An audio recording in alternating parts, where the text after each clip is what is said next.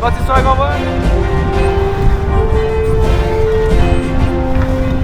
L'équipe pour un petit monde.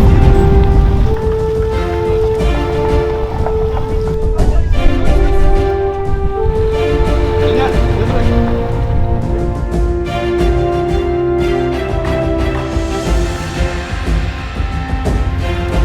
on envoie l'encre.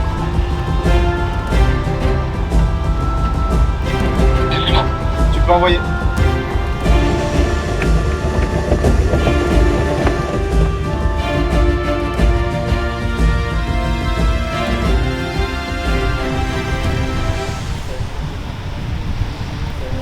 Voilà, donc Juliette Grossmith, je suis chargée de mission éducation à l'environnement au Parc National des Calanques et j'ai le plaisir de coordonner cette campagne éco-citoyenne Pirates du plastique.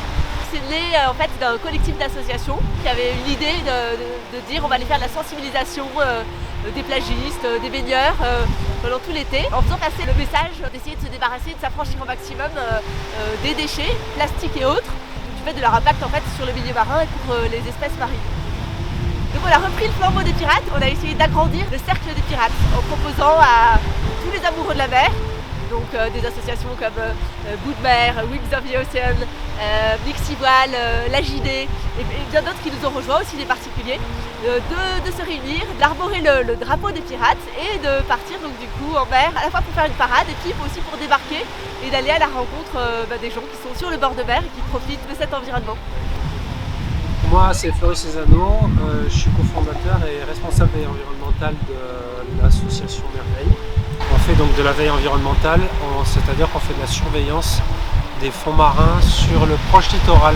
Et on fait des nages de ramassage pour lutter contre la pollution plastique, principalement les macro-déchets. On fait de la science participative aussi avec la plateforme Remède.